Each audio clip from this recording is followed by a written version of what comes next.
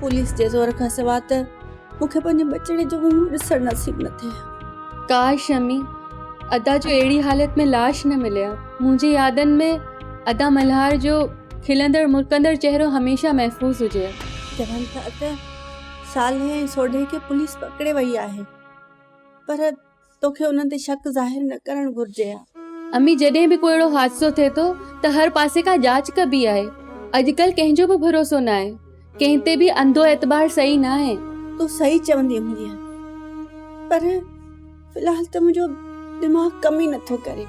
मुंहिंजे ज़हन में घणी भंजड़ा थी आहे, मुंहिंजी दिलि दुख सां भरियल आहे, पर मां बाबा साईं जे हौसले खे ॾिसी पाण खे संभालियो आहे। चांडोकी धीअ, तुंहिंजो बाबा त खीरथर जबल आहे।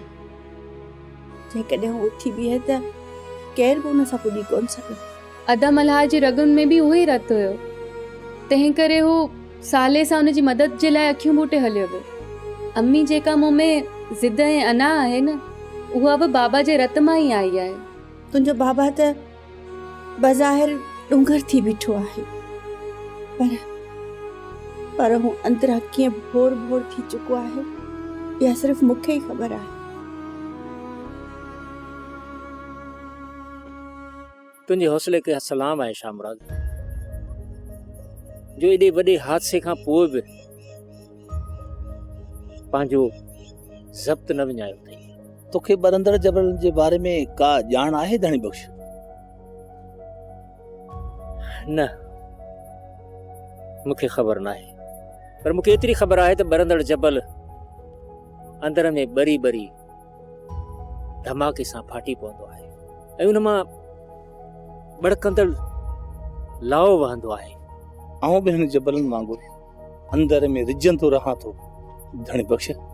कंहिं ॾींहुं लॻे थो इन बरंदड़ जबल वांगुरु मुंहिंजो बि इहो कॾहिं ठकारी फाटी पवंदो। इंसान वीचारो मिटी जो था, भॼण खां केतिरो बची केतिरो बचंदो, नेठ त भॼंदो। हिकिड़ी ॻाल्हि मूंखे सम्झ में न आई शाह मुराद, मुखालफ़नि ख़िलाफ़ कार्रवाई करण बदिरां पुलिस साले वारनि खे छो खणी वञो? पुलिस खां इहो केरु पुछे अदा? पुलिस जो जांच जो पंहिंजो तरीक़ेकार आहे ऐं उन में त मां रंड नथो विझी सघां। उन जो मतिलबु तव्हांजे दिलि में सालिया वारनि जे हवाले सां शक आहे? आऊं फ़िलहाल कुझु बि नथो चई सघां, पर आऊं इहो चई सघां थो त साले मरी वेंदो, पर दोखो कंहिंखे बि कोन्हे। मल्हार त हुनजो सुठो दोस्त हो। अगरि हुनजो किरदारु बेदाग़ आहे उनखे फिक्र करण जी का बि ज़रूरत कान्हे का, ऐं पुलिस पुछा ॻाछा करे छॾे ॾींदसि। वेरुन जी वस्ती, वेरुन जी वस्ती।